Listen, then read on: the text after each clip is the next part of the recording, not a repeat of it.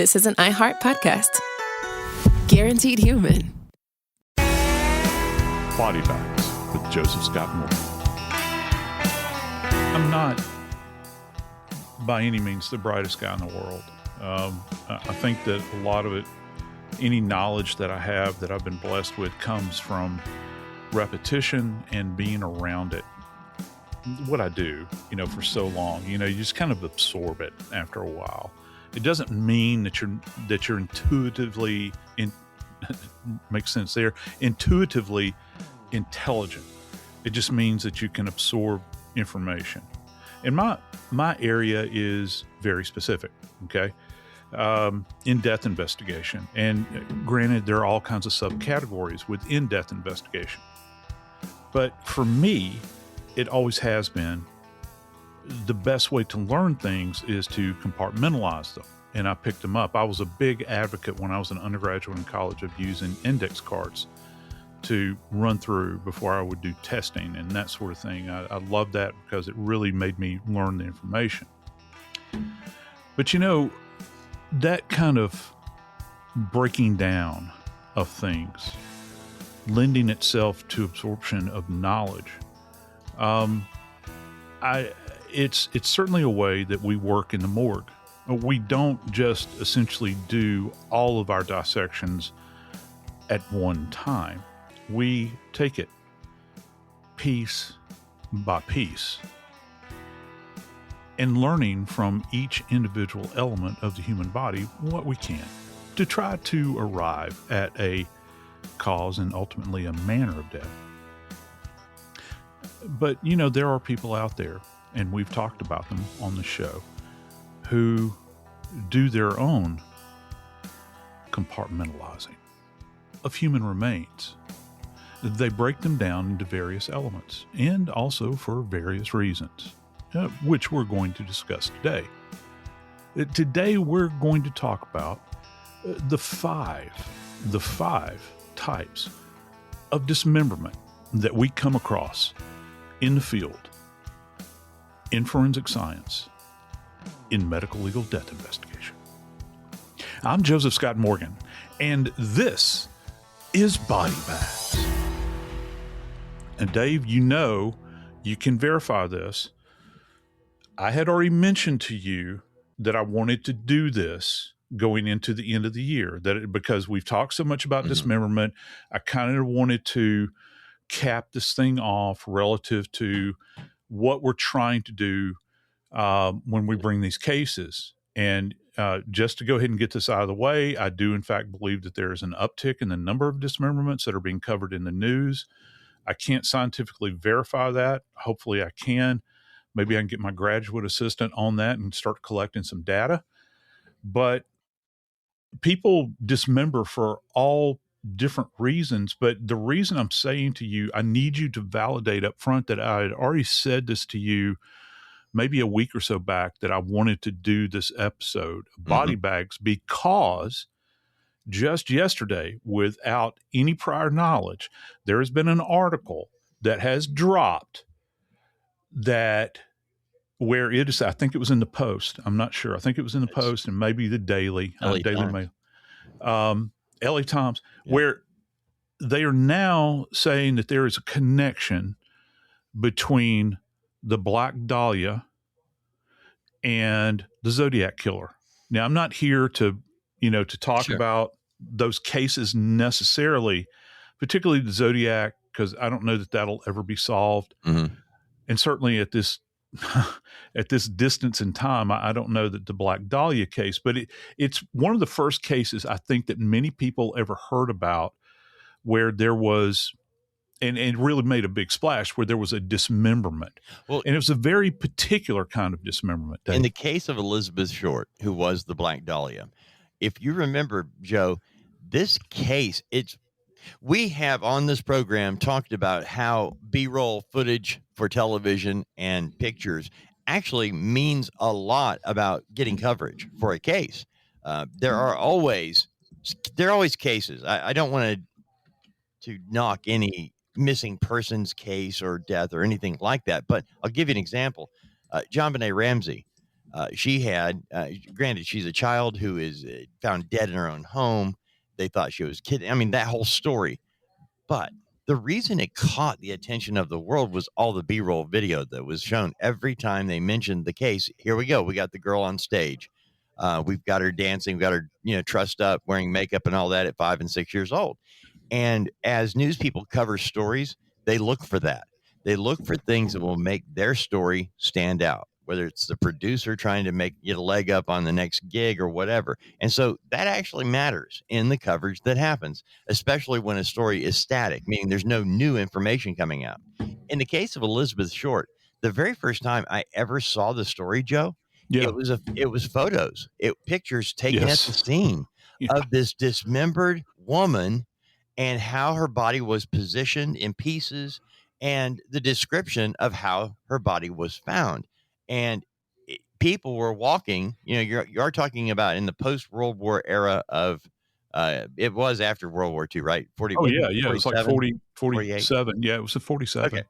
Yeah. But Elizabeth Short, she was called the Black Dahlia because she was seen by a woman walking with her child in a stroller, and by others before the police were ever called.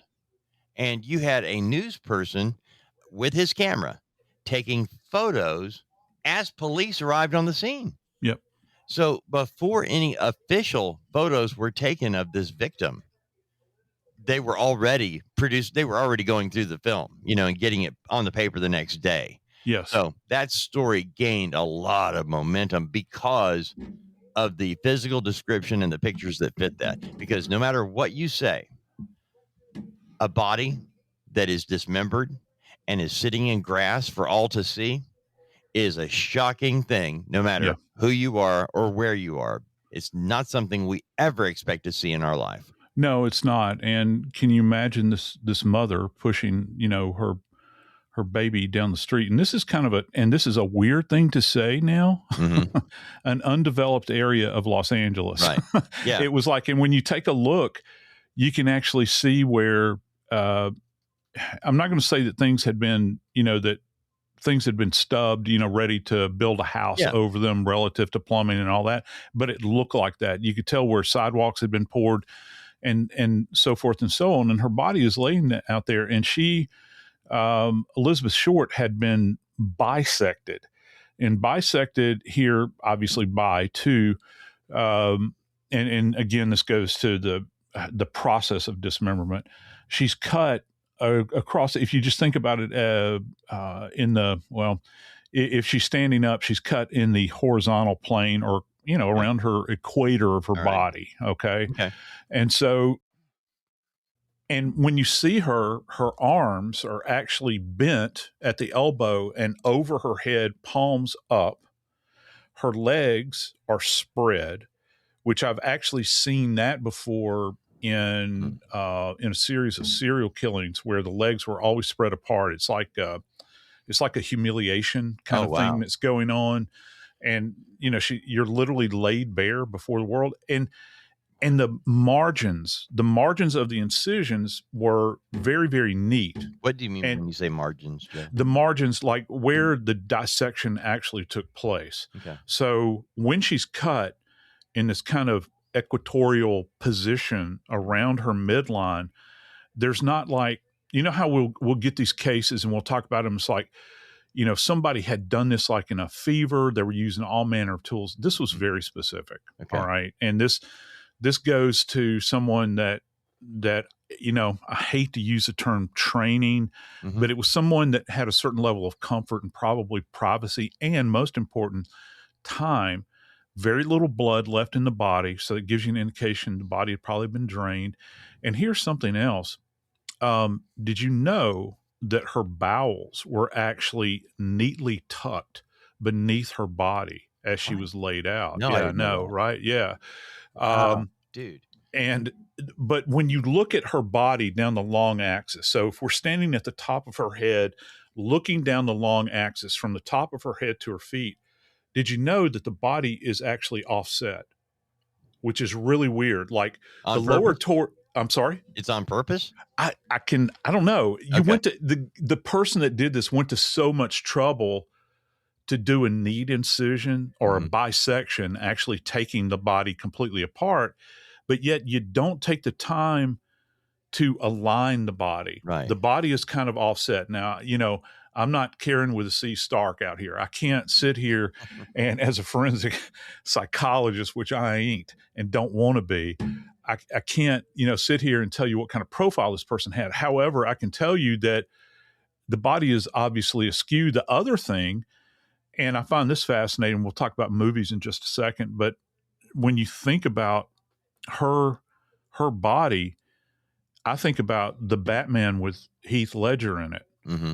because she actually had a smile cut into her face. No. Her face was actually, was just so disfigured. And it goes from the corner of her mouth up, just turning up. And I swear, Dave, it looks just like the smile that Heath Ledger had in the Batman movie, which to me, in that canon of movies, is probably the best. Heath Ledger was incredible as a Joker, and I think very disturbing. But, just that was carved into her face. And I wonder if they got that idea and reflected. You and I talk about movies every now and then on the show. I got to tell you, there was a movie that came out in 2006, which was directed by De Palma, and it was a complete dumpster fire. I cannot tell you how disappointed I was in that movie. Right. I was really, really hoping that it was going to be one of these things that really knocked our socks off. And it was a dumpster fire with a really bad smell to it. Yeah. I don't know how else, but interestingly enough, going back to the Zodiac connection, David Fincher, who I think he did Seven, he was slated to do that movie. He didn't do it. He's the one that winds up doing the Zodiac movie, which was fantastic, that had Jake Gyllenhaal in it. Right. And that movie was actually, even though you didn't see like a slash or anything, it was quite terrifying. All right. Now, Joe, what is happening now? And we did talk about this. You and I talked about the Black Dahlia story like last week. And for there to be some movement on this story now, this week and today, it's all over. I'm surprised at a connection between the Zodiac, which is predominantly San Francisco, Northern California. Exactly. And you have, the Black Dahlia, which is one murder case in Southern California in in a neighborhood in the 40s, a residential neighborhood in the south part of Los Angeles.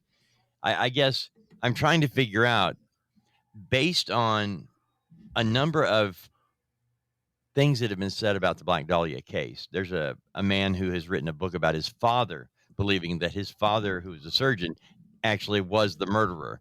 And he has this whole thing cooked up where his dad, got her home and just drained all of her blood in the bathtub kind of thing. Yeah, no. And I actually went off. There's a tape of me on YouTube, I think, and I was on with Vinnie Politan on HLN years ago. And I don't know if it's the same guy, but I go off. I did a phoner. I was nowhere, and they said, "We want you to comment on this book that's just come out." I said, "Oh, I'll be glad to." It was because him. if you've got this much information at that time, there were still a lot of family members that were alive. I guess there still are, of Zodiac victims. If you've got this information, get an attorney, go to San Francisco to the PD and these other associated, and get in their face and say, "I've got this information. What can you do with it? Let's get some resolutions for this." It just seemed so mercenary to at write the a time book for me. Yeah, because my daddy did it. Yeah. And then of course I get these responses like, "Well, he made an attempt to go to the chief of police of San Francisco." Yeah, well, nothing ever came of that. Right. Because there was supposed to be DNA connectivity. But with this case, what they're saying now, and again, this is another amateur sleuth that has come onto this thing, they're opining that this case in particular is connected to the Zodiac, and the one suspect is a guy that was a combat medic in World War II. Okay. And that he had some disturbances and this sort of thing. And he had gotten into fights and was really unbalanced. And so he actually winds up changing his name because they were initially looking at him as a witness in the Black Dahlia. And eventually he changes his name and bounces out of town. right, and abandons like his family and everything else. Well, he makes his way back to the Bay Area, I think, in the early 60s. I might be way off here, but that's kind of how the story is going. Makes contact, I think, with his daughter, maybe again. I don't really know.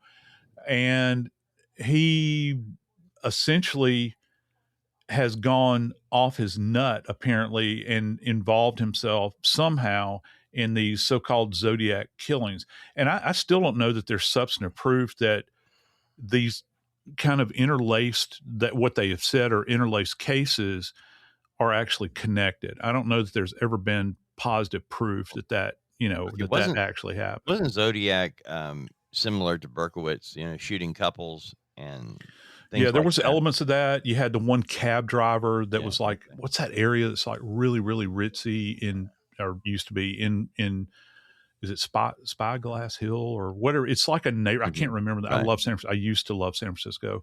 But he was shot. He was a cabbie. Okay. He was shot. He was a single that was shot there in his car, and they had the lovers on Lover Lane, Lover's Lane. Then he varies and attacks this young couple out by a lake with a knife, right? That sort of thing. He kind of changed. But with those cases, this is the big standout to me, Dave. There was no dismemberment. That's what I was going to ask you. I don't remember anything ever being, and yet the Dahlia is a one-off. We don't have another case in Southern California within that same time frame where anything like what happened with Elizabeth Short was reported as happening again. And somebody who would go to this great effort to present the body in such a way where where it wasn't an amateur or it wasn't somebody who didn't know what they were doing, cut up her body, right? You were talking about how her body was positioned a little off center, but still the cutting was professional or experienced. Yes. The draining of the blood was experienced. I mean, there was a lot going on with that one body, and it doesn't seem like people start at that level. It's like they grow into that level. Right. And a corpse is a corpse. Like if you can turn someone by your own hand into a corpse, in other words, kill them. Right. That body, people love to throw the term around objectification all the time. Yeah. And they use it, I think, incorrectly. This is truly the epitome of turning a person into a doll, if you will, and breaking that person apart by any means necessary. But it fits, this case does, at least the Black Dahlia, fits into one specific category. Some of the stuff I'm going to reveal might just shock you.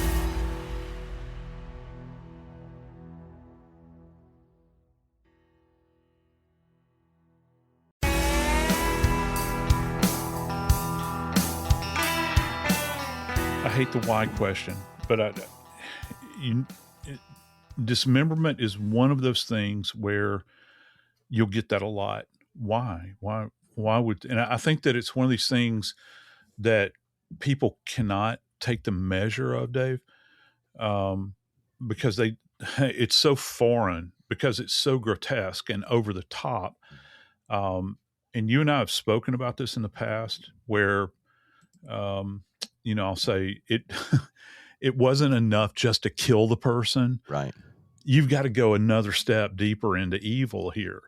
And so with that said, I felt that it was incumbent upon us to kind of talk about, some of these cases. And, the first stop along the tour here is something that's called defensive dismemberment. And most of the time, this is more of a, this is, dismemberment is used, it has specific utility. In other words, you cannot move the body. You have to do something after you have killed an individual to fragment or to parse up, or however you want to frame it. You have to break this body down into elements just to make it manageable, Dave. And some of these cases, these people can be rather rotund, because that's very difficult to manage. There's a reason they call it dead weight. And what's, really kind of ghastly about this dismemberment of a morbidly obese person is particularly nasty business.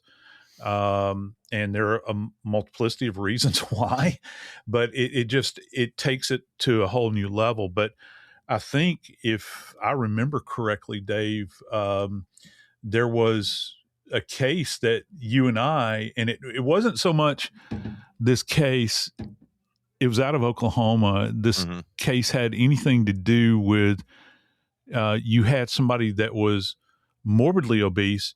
You had, and you and I were both shocked by this. I remember when we laid this down, we had multiple people that were dissected, Dave. I know. And when you're talking about 4 men, okay, immediately, I'm going to be honest with you, that shocks me.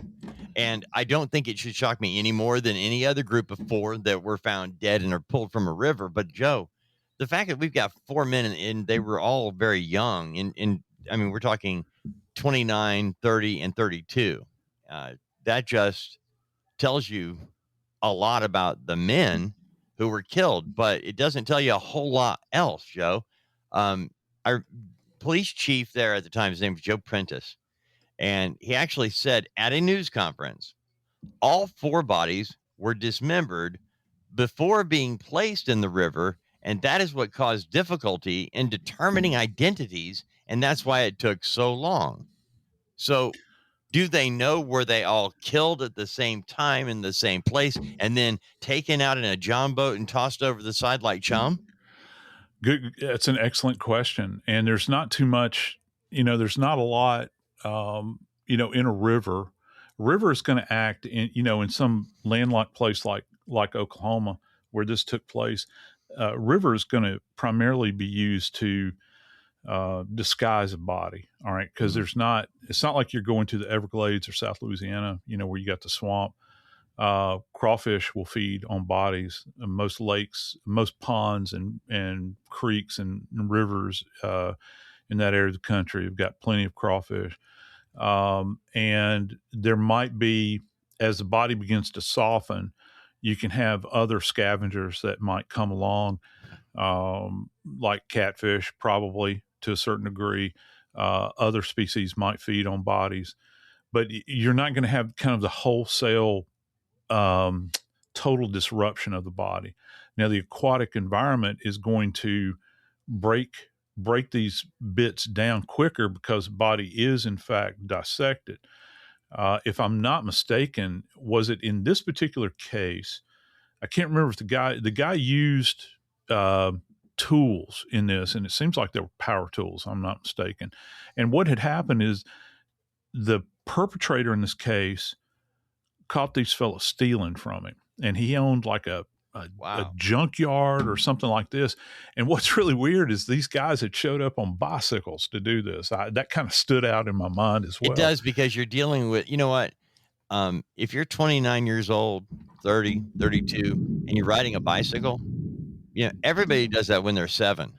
But not when you're 30, unless you're mountain biking or in a race for something. Unless you don't just tool around town riding your bike. Or if you live in London or New York, right? Not in Oklahoma, but not in rural Oklahoma. And I can't. And these guys were big guys. Yes. I mean, they were like outdoorsy kind of guys. A couple of them, they obviously used. The news media used these images of these subjects wearing like utility worker vests. These guys, or like they were road crew. These guys had worked out. They were hard workers, or worked in the real world.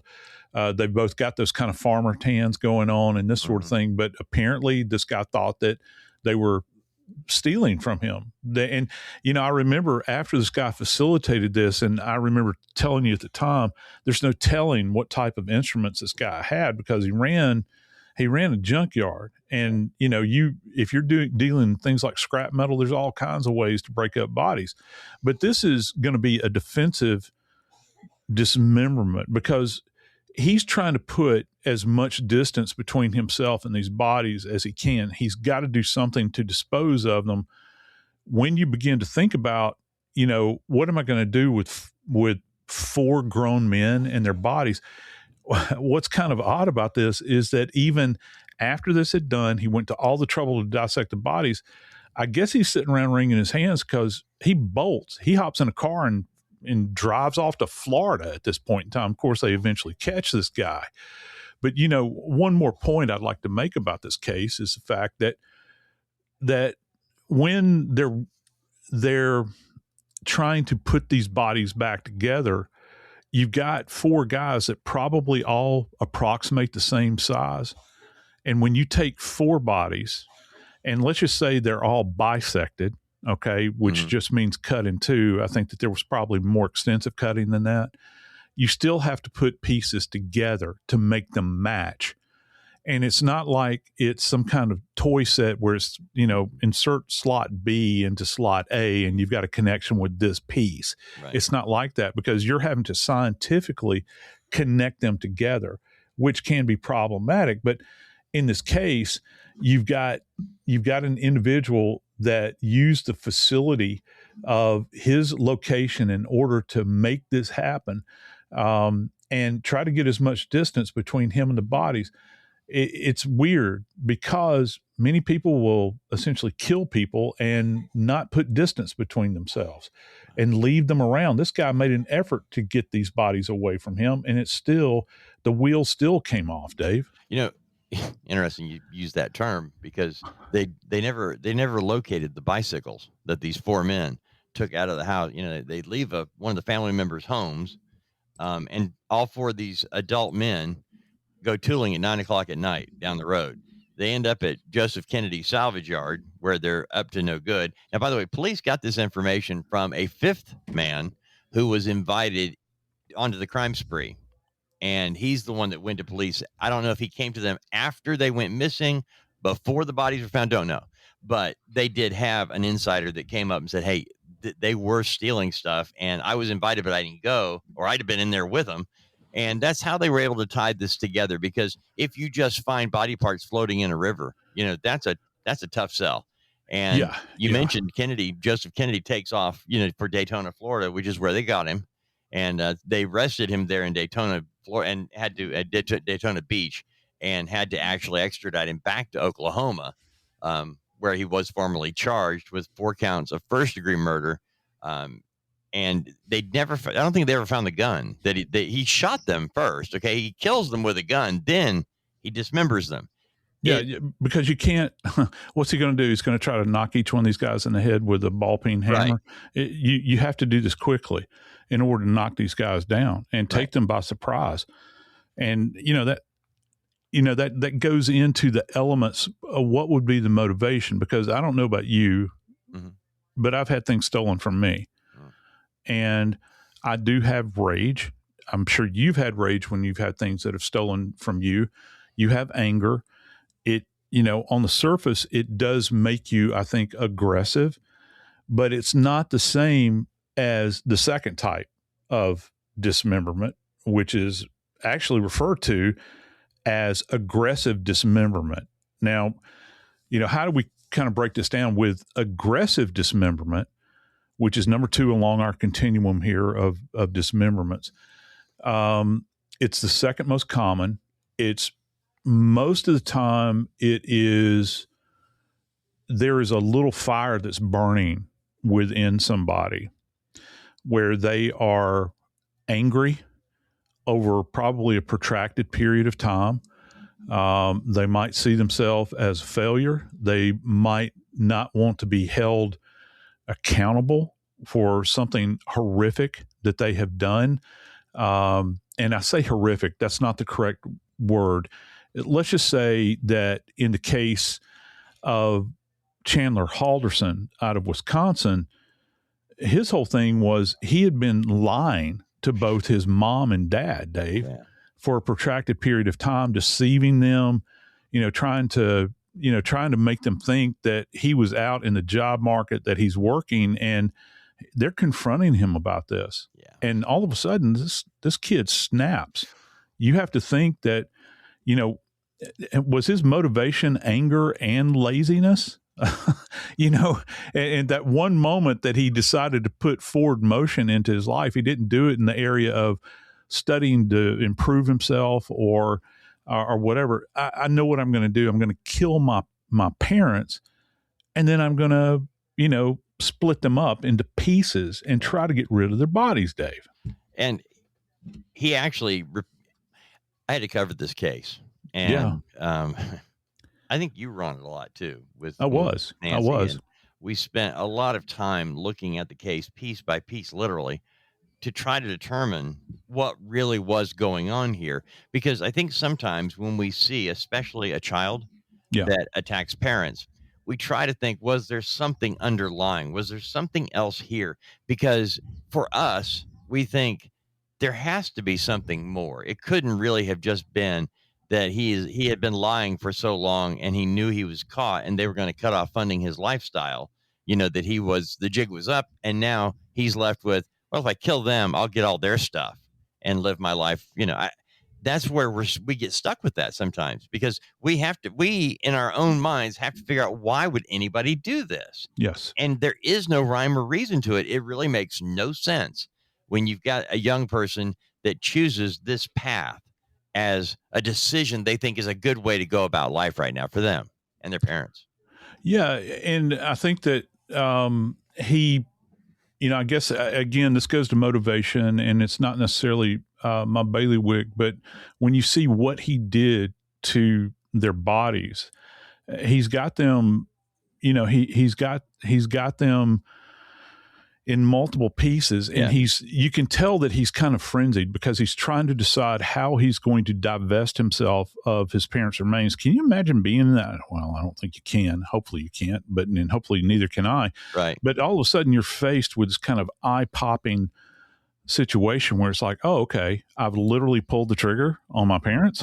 Yeah, they now have. And what am I going to do now? Multiple gunshot wounds. They did. It was a hunting accident. You're not out hunting with Dick Cheney. You can't say it was an accident. Right. These are your parents. They've got multiple gunshot wounds. So your next best choice. I mean, think about it.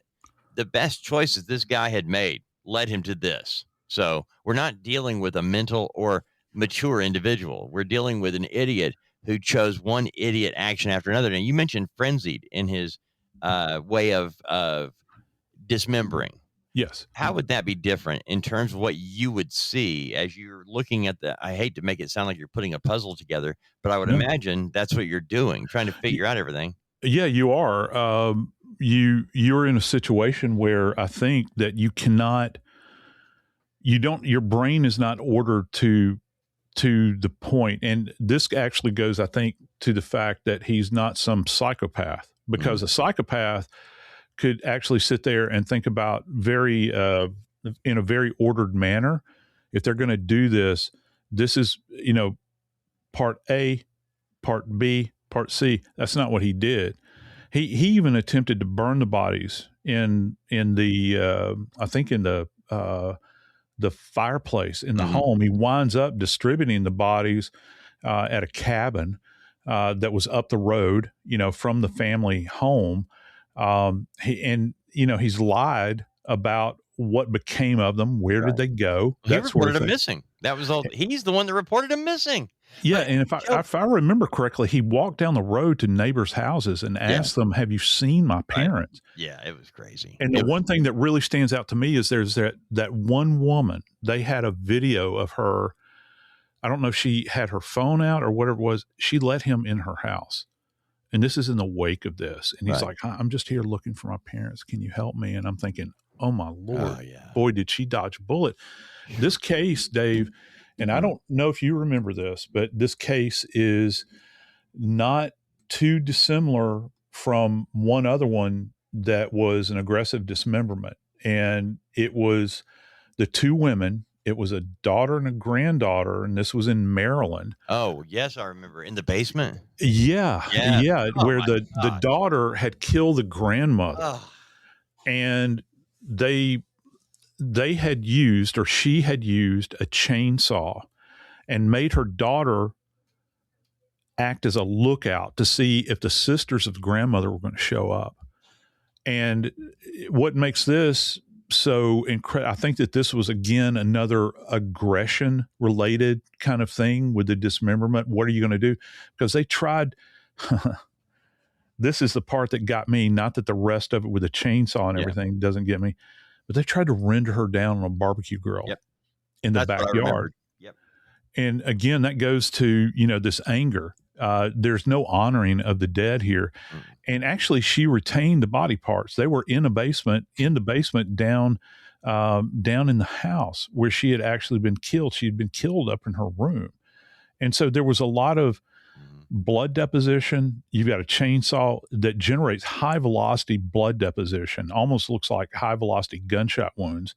And it would be everywhere. One of the most messy undertakings that you can possibly have. But, we've left you with 2 at this point. We've still got, believe it or not, 3 more different types of dismemberment to go. Hold on to your hat.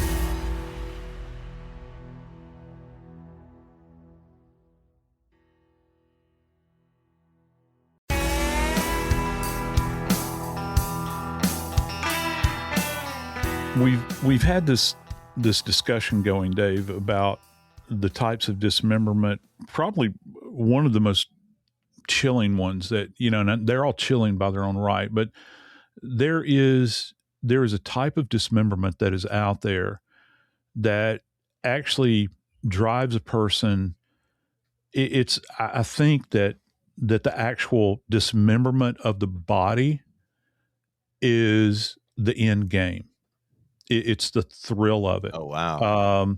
Because there is a sexual connotation. I think that even if you look perhaps back at the Gainesville Ripper, that the movie Scream was based on, there was a sexual element to that, I believe. I believe there were at least 1, maybe 2. I can't recall. My brain's foggy right now, the decapitations. But, with offensive dismemberment, there's an element that they believe that is sexual in nature. The person probably has a taste of sadism. That's part of who they are. It's part of the person that they are. The case I think that first came to mind for me, and I mention this case a lot because it's so horrific, is the murder of Ingrid Lynn. Oh my God. Up in Seattle. Where she had been on a dating app, and, she was a nurse, had 2 small kids, had a good relationship with her ex-husband. Just I think beautiful. the ex-husband was, she was gorgeous. Had, the ex-husband had the kids so she could go out on a date. They went to a Mariners ball game in Seattle, and they being the person that she hooked up with on the dating app, Dave, and this did not end well. John Robert Charlton was his name. Yeah. Takes her out to a Seattle Mariners game. What a great first date. If you're... Hey, look, I got to say, that was mine and Kim's first date. Man. We went to see the Toronto Blue Jays in interleague play against the Braves. Wow. I took her on a Friday night. Yeah, I'll never forget it. It was 1998. John Smoltz pitched, and he lost 4-0. Wow. Dude, you should have never gone out with her again after that. Absolutely. Come on. At any rate. So Charlton takes her out and they go on this date. And you mentioned the ex-husband watching the children so she could go on this date, which is, there are a few people that I know, thankfully, who have survived the divorce and maintained a good relationship for their children. And that's what they were attempting to do, which that tells me a lot about the person we're talking about here in Ingrid's case, because it takes a certain intestinal fortitude to put others first. And to put herself in a position with this person she doesn't know, and to go to a very safe first date at a ball game. Yeah. She's reported missing the next day, and she's last seen,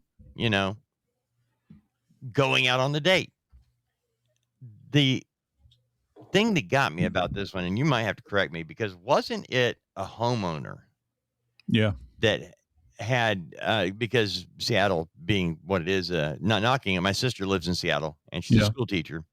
She's not liberal, but my sister, they have cans, between recycling and not recycling. Oh, yeah. And boy, if you put the wrong thing in the wrong can, you're in trouble. And that's what came to mind on this, because this had something to do with the recycling that caused this neighbor to look and go, hey, This ain't mine. I didn't put this here. Yeah. He went out there and goes to, if you live in a city that does trash pickup and you put your bin out by the road, when you go to pull it back in, you don't expect it to still be heavy. No. Okay. So this guy is pulling the trash bin back in. It's heavy. He's like, what is this? He opens the lid up. If I remember correctly, he's staring down at a foot. Yes. And oh, Joe. Yeah, no, it's one of the most horrific things. And here's where my mind went.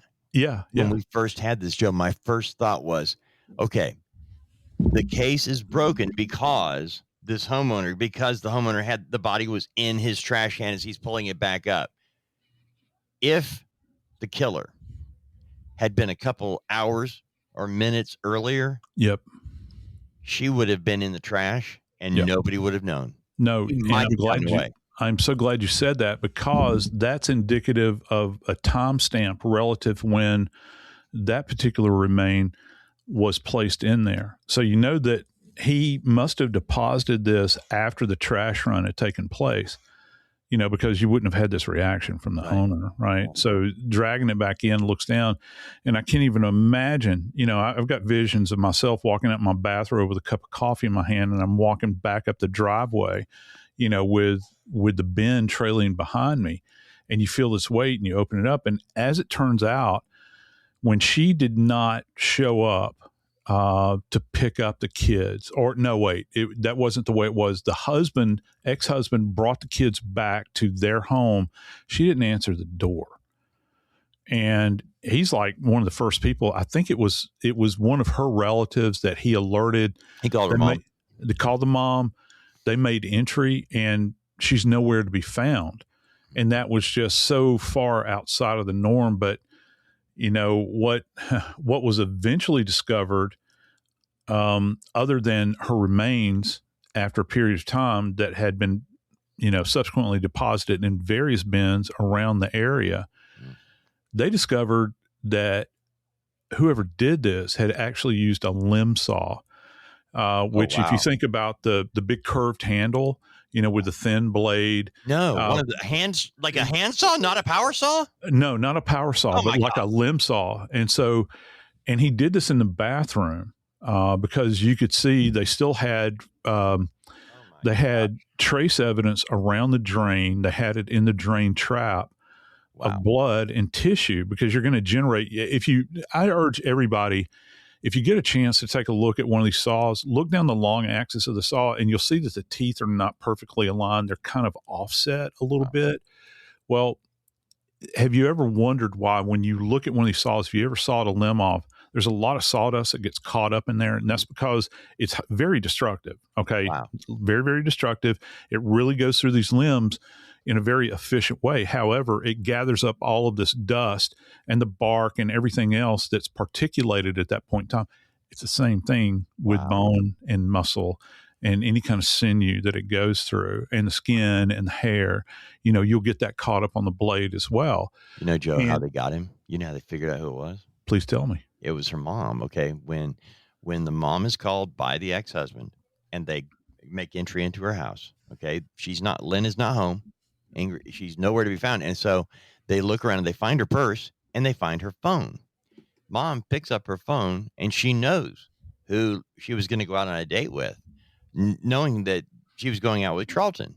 So what does she do? Using the cell phone in the residence, Lynn's mother calls Charlton and, hey, what happened? Where is she? And as soon as she hung up from the phone, she called the police. She used her daughter's cell phone to call the police and say, hey, or actually, you know what? She sent a text to Charlton. That's what it was. It was not voice. It was text. Sorry. And then she called the police, and that's when they discovered the blood and everything else at Charlton's place. Yeah. And they're trying to say, the police are trying to, no pun intended, I keep falling in that trap. They're trying to put this thing together relative to who she had finally had contact with. And look at the top list. And what's really weird, Dave, is this perpetrator was homeless, man. Wow. And he, when you see him in the interviews, he looks like a kind of a well put together guy, but he's living on the streets, up in Seattle. Unlike, the case involving, and I can't say we're just coming off of this. It seems like it has been going on forever and ever. And this is that damn Taylor Schabusiness case as well. And again, I think this falls into the category of offensive dismemberment, because this poor guy that she just absolutely wrecked, he's kind of this, to me, he always came off, and everything that I read about him, everything that I saw, he kind of came off as kind of a passive kind of guy. She's 25. Shad Thyron, who is the victim here, is 24. She's actually charged in this case, Dave, of, like I said, and that's why I believe it goes to this homicide, obviously, because she killed him, but 3rd-degree sexual abuse and mutilating a corpse. Yeah. And, she had actually done this down in the basement of his mother's home, man. Yeah. And, it was Shad Thurian's mom who actually discovered and parts of his anatomy, parts of his body. Yep. And police found that Schabusiness used knives that were found in the home. Okay, just knives found in the home, Joe, to dismember a body. After she killed him, she continued to have sex with his dead body. Now, there are so many questions I have about that, to be honest with you, I don't even want to ask, because I don't want my brain to go down that path. Right. But immediately I'm thinking, really, I know that you cannot just say, just because I don't understand the proclivity, that it makes that person insane. I just can't think of a sane person who would do that. But based on her activity and what she did after, and the way she presents herself, yep, I think she perfectly knew exactly what she was doing the entire time, because it wasn't, oops, I messed up. It was, it wasn't, hey, man, we're into this really kinky stuff. We like to take it really close to death as we climax. It wasn't any of that, Joe. No, it wasn't. And that's why I think that she's touched by sadism here. I don't mean Satanism. I mean sadism. Mm-hmm. She has this desire, I think, to inflict pain. And I think through the pain and the sexual dominance that she exerted over this guy, not just in life, Dave, but in death as well, I think that came out at the end game here, just like with all of these offensive dismemberment cases. It plays out so that it's an event where these individuals can, in fact, bring themselves to sexual satisfaction, even if it means murder and dismemberment. That was part 1 of the types of dismemberment. Part 2 is coming up. I'm Joseph Scott Morgan, and this is Body Bags.